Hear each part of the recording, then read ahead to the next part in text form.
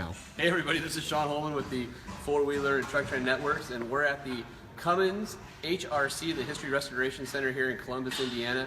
And behind me right now is, you may remember this from one of our stories on Truck Train and Diesel Power about a 39 H Series straight six that was pulled out of the South Dakota oil field muck. And the guys are actually taking it apart right now as we speak and trying to find out if it's salvageable or not, and if they can get it running again. So if you want to come check out the engine really quick and see how far they got on the road. So today we got the, there's 3 heads, 2 cylinders per heads. They're working on the oil pan right now. We got the intake. If you look, there's all sorts of critters down in the cylinders there. And so where are we at, guys? What do we think about after getting this deep into the engine? Some things that surprised you, some things that looked better, some things that scare you? So far, a lot looks pretty good. Other than the power cylinders, they're looking a little rough. But I mean, we can only see 4 of them right now. There's 2. We couldn't quite get that rear head off. There's a lot of interference with the cab, but injectors looked surprisingly good coming out. The air compressor still turns. That was a surprise to us. A lot of the overhead looks good. The cam even looks good from what we can see so far, so we can pull the pan and see. So you guys gonna work on pulling the pan tonight then? Yep, I think we're 4 volts away. Cool. So while they pull the pan, we thought we would walk around with Dave Goggin, who is the historian here at Cummins, and show you guys some of the most significant Cummins engines ever produced. In fact, this facility is really cool here in Cummins' hometown of Columbus, Indiana. And we've got all these great museum pieces and things that only get shown every once in a while. So Diesel Power is here. Let's go take a tour. And we'll start with, if you guys remember a while ago, we did D001, which was the very first prototype Cummins Ram. This issue right here. So behind me right now is actually D002, which is the very first of the four-wheel drive versions of this truck. And so there were 7 original prototypes. This is number 2. If you guys happen to check it out, it's the December 2014 issue. It's also online at dieselpower.com. So why don't I bring in Dave over here, and Dave, you're the curator of this wonderful facility, and you got a lot going on right now. You've got an old 39 H Series being pulled apart. We got D002 sitting here. We also have a ton of really historic engines for Cummins. You want to walk us through some of the more significant ones? Sure. I think a couple of great engines are right here. These 2 are both engines out of 1934 race cars, right? A Model A, and this is where Cummins was trying to decide whether to do 2-stroke or 4-stroke, right? And so this was one of the very few 2-stroke diesels that Cummins ever made. Never went to production, but we put it in a race car in 34. Matter of fact, the race car that's sitting right over here, it's being restored. And then after the race, we ended up putting it, stretching the frame and putting a 6-cylinder in it to go and do land speed records in the same car.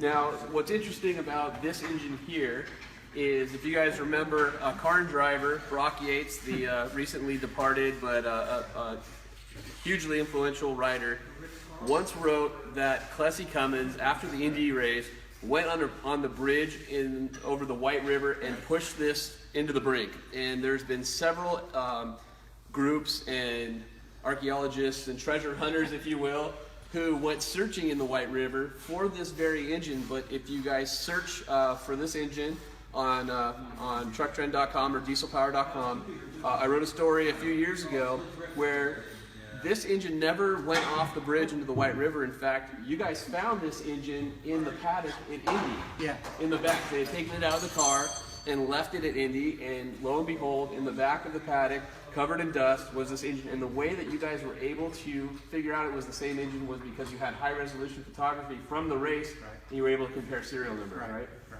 Yeah, and this is, in its current state, has been repowered, right? And part of, after the race in 34, when they shut it down, they went to go restart it, and it had seized. And so that was part of that decision to not do 2-stroke and do 4-stroke. And we've been 4-stroke diesel engines ever since. Awesome. Yeah. What's this big guy right here? So this is our L engine. So again, in that 30s, 40s range, it was kind of the precursor to what we call our high horsepower engines today. 19 liter to 95 liters. So this was the L engine. So small stuff. Yeah, the little stuff, little stuff. The 95 liter has 5.9 liters per cylinder. So basically So one entire original B series Right. and a Ram in each cylinder. Right, right. Awesome. That's pretty cool. So this was the original. It's pretty cool. It's got some neat markings. If you look at this gauge here, we noticed that it says Dodge Brothers. Not sure exactly the history from that, but whether that's just a Dodge gauge or what that is, but on the gauge pack for this generator engine is what this one was used for. And then we'll come down the line here. One of the more interesting of the early 20s engines were a design called the Veed, and it's actually spelled HVID. Right. Again, if you guys go to dieselpower or trucktrend.com, you can do a search for HVID, the Veed engine, and it was an engine. It was one of Cummins' first commercially produced engines. You could buy them at Sears and other places. But we actually have a video of the red one here starting and running from a couple years ago, which is awesome. So, David, if you want to walk us through the Veed, I think that'd be something everybody's interested in checking out. So again, the Veed engine was the first engine that Cummins sold. It was actually a licensee, so it wasn't an engine that Plessy Cummins designed, but it was a licensee that we built here in Columbus, Indiana, over where our world headquarters is today, was where we built the very first ones. You know, they were, 3 different ranges. This is the 6 horsepower. We went up to 8 horsepower and all the way down to a horse and a half. But all the same design, the same horizontal. I think we're at 6 or 7 of them that we know of this same size, these 6/8s. And we've got a couple of them here, and we know where the others are. This is one that we don't own, but the owner sent it to us, and we're going to help him out get it back in running order. So it'll run like this one. These things are really cool. Again, check out the video of it running from a couple years ago that we did. They sound kind of like an old hit and miss engine, but they're actual diesel 4-stroke engines, right? Yeah. And the flywheels operate a belt, and they were used for all sorts of things: pumps, water pumps, and oil Saw pumps, mills, all sorts of stuff. Yep. And this is 1920s technology, and to hear them and see them run today, and even see ones that are this nice in person, I mean, it's a real treat for us because this is living history for anybody who loves the anything mechanical or anything diesel. So it's a treat to be here. So what else do we have that's kind of cool to go check You know what? out? Let's take a walk over here and look at the ones that we've actually got. Yeah. That the guys are working on. We have a team of volunteers that come in here about once a week, Yeah. and they do it on their own time, just for the love of coming in and working on it and getting greasy and getting them running. So this is the Cummins F Engine, and so it was the first one that Plessy actually kind of designed for himself, right, after the licensee with Veed. But this is an F engine, again, one of the very early ones. This one was actually up at a lake house at one of our founders, W.G. Irwin's founders. We found it up there. They brought it back down here, and we're working on getting it running today. Sean and I were talking about it earlier with the guy that's working on it. So here is a typical, restoration of taking it apart. In the Cummins headquarters here is a complete version that's sitting in the lobby, and they didn't have all the pieces to this. So what they're actually doing is they've taken some pieces off of it during the restoration, and they're having them remanufactured and then machined. This holds the rockers on the engine. There's some other parts here. But what they're going to do is they're going to try and get this one going, and they're going to rapid prototype basically these old original pieces to try and get them as close as possible. So, like the V that they have running, they can have this old L running. And something else that Dave was showing me earlier that's really cool is here's the piston. And if you notice, this is a welded bar stock, but the same piston down below has more of an I-beam style connecting rod. And so they're not sure if this was a prototype. This was at one of the founders of Cummins properties, and they don't know why it's different from the production version, because we know that this is a prototype engine, and we know that the production version used this I-beam style. So kind of a little history mystery, if you will, right? And Absolutely. trying to figure out why this is different, but it was running with that at some point. Oh, absolutely. As far as we know, it was running when they pulled it down and sent it back to Columbus. So with that piston and rod. Yeah. So just again, kind of a cool, kind of cool to do the Cummins archaeology here. Right. So, and again, these stations are where we're taking engines and pulling them apart, seeing if we can get them running and sorting them out. Here's another one, and not just engines, but we got the cars, right? So I was talking earlier about the two engines, 2-stroke versus 4-stroke. Well, here's the number 6 car and the blue one on the other side of it, number 5 car. The 6 car's in great shape. It was running, right? It ran in, I can't remember what it, on our 75th anniversary, ran at Indianapolis. But we're using some of the parts to do the 5. What we found, we've got a 31 Duesenberg A, a 30, and 2 34s. And what we found out were there aren't enough parts for 3 cars. So when they built the 5 and the 6, they pulled parts off the 8. So they basically had 1 or 2 running cars. 2 running cars, yeah. And what's interesting about it is this is a 4-cylinder engine in this car. The one that had the 2-stroke, which is the blue car behind us, was actually stretched later in life in order to fit a 6-cylinder engine. They're both Duesenberg chassis, which were kind of the cream of the crop at that time in Indy and racing and all that. And but you can see that one's quite a bit, the 5 is quite a bit longer than the 6 car, and that's because they had the frame stretch and they could fit the 6-cylinder, which of course I think Cummins is well known for today is their straight 6s. Absolutely. And these were both supercharged cars, the engines as well. And if you look at the details on this, they're just kind of cool. These cars are all custom built, and Duesenberg did the chassis, and they had coach builders and all this. But even these, I guess you would call them hubcaps or bearing covers, even are cast pieces that say Cummins diesel on it that they manufactured, and then they actually machine, and you can kind of see it in there. There's some engine turning. Really beautiful pieces, but the fact that so much care went into these cars, even down to these covers here that had the Cummins diesel on them for just this car. So there can't be more than a handful of parts ever made that they went that far and made these pieces is amazing. And these cars are 30s. Yes, these two are 34. 34. They ran in the 34s. 1934 Indianapolis 500. Very cool. Absolutely. And then we've got some kind of bigger stuff in here. This is probably 70s and 70s, 60s, and 70s. Again, we got a lot of engines in here. Some of them are production. Some of these are prototype engines that were out of our tech center that never went to production, but we're through the testing and the new product development. A couple of more NHs or Hs, like the one that we're pulling out of the Navistar truck over here. So a lot of cool old engines that we've pulled together, and some of them run, some of them don't, and so. Is the goal to have all of these running at some point? The ones that are actual engines and not just engine stand? I don't know that we'll get them all running, because you kind of get to a place where you got an inline 6 diesel running and sitting on a skid. Right. What do you do with it, right? So we'll get the significant ones like the old V engines and the F engine, some of those kind of things. We'll get those running because it got a cool factor of bringing people in and wanting to see them. So those are the ones that we're really working on. Let's see. What is what's the big one over in the corner there? The 46? Yeah. So that's another big L engine, a 6-cylinder L. That was in a generator. Come walk over here real quick. Well, this is a generator. It's just cool. Just the way it's designed. You kind of see the radiator shroud is my favorite part of this. And you'd be here at Cummins, and your favorite part is the radiator. I love it. Right? What's this? I love this. This is so cool. And you can see, how big, this piece of machinery is. But this is an LI6. But just the care that was taken and the handcraftsmen. I mean, these are all American made. Right here in Indiana. This was a 46, 1946, 240 horsepower out of that. Wow. That's pretty impressive. Yeah. Very cool. Very cool. Well, then we've got some kind of cool stuff over here.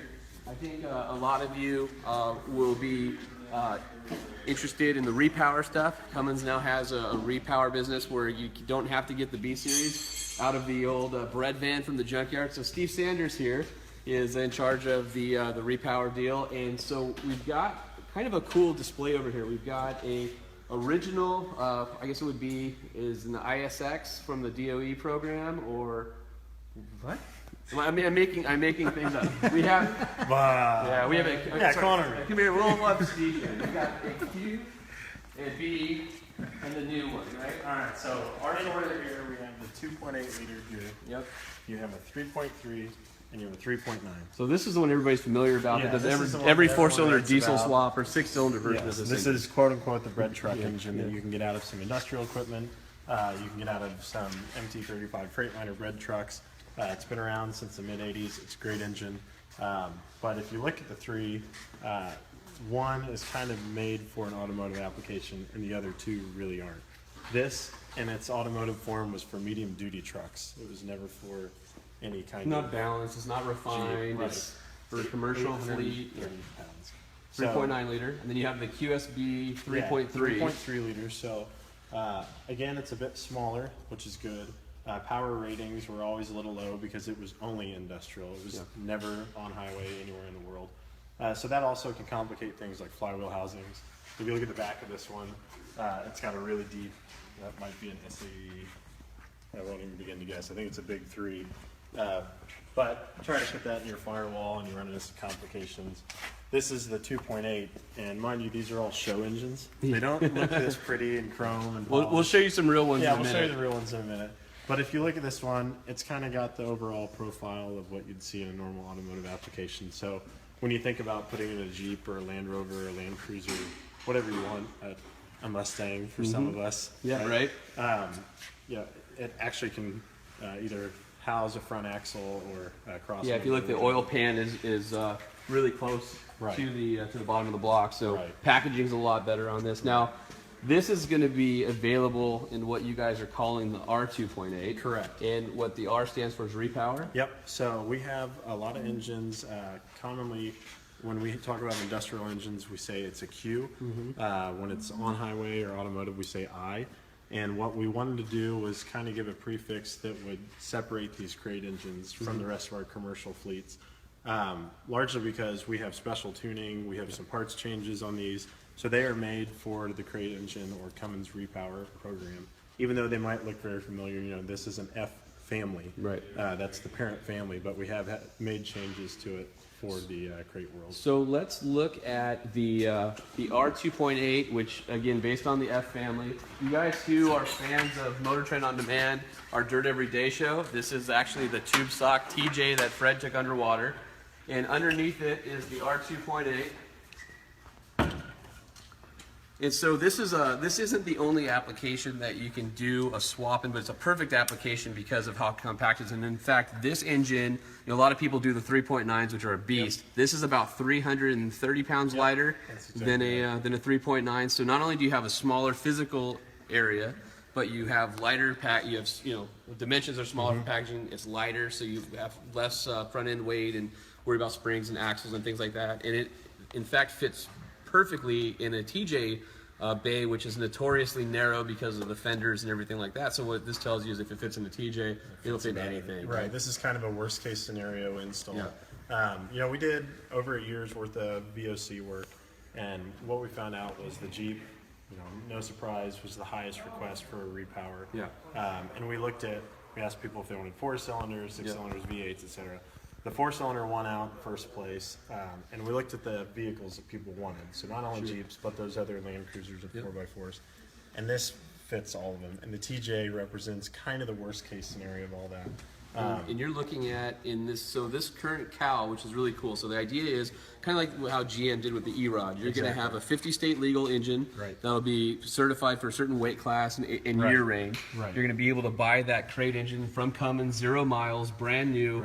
And you'll have the basics that you need in order to fit it in, emissions compliant. So in that tune with this engine, you're at about 160 horsepower? Yeah, 160 horse, which was right where the 3.9 was in its prime.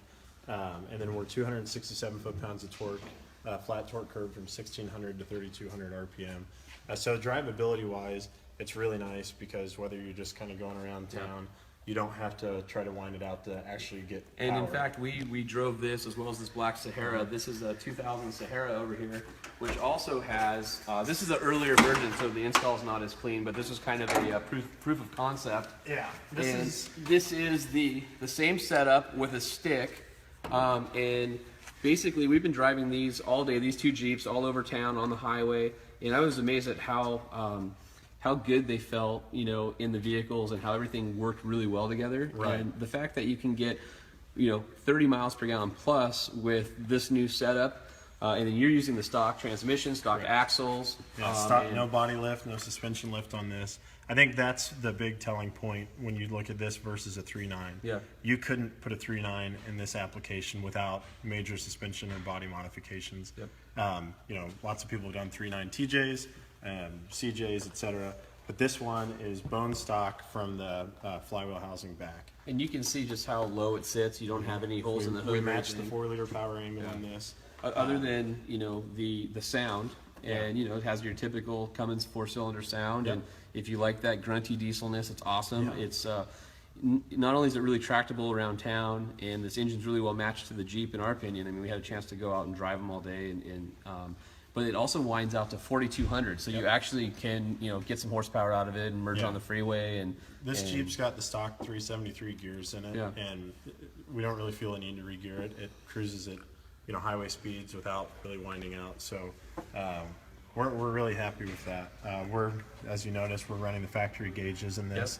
Part of what we're offering for the crate engine program, the Cummins computer, which in this application is mounted behind the Jeep computer, we have a universal wiring harness where you can either pin out and run your factory dash, or we provide the J1939 data link signals. For your We provide own a tach gauges. signal. Yeah, if you want to run your own. All the whatever CAN bus brand. style. Correct. But what we're getting at with this is everyone says they like the simplicity of our mechanical engines, and everybody does like that. I like that. right, of course. But what we wanted to get to was we heard a lot of people say we want that 3-wire, 4BT. Well, we can do this with 1 wire. So if you don't count the starter wiring, because you have to have that for either, and presumably just like in both these Jeeps, we use the Jeep's starter wiring circuit.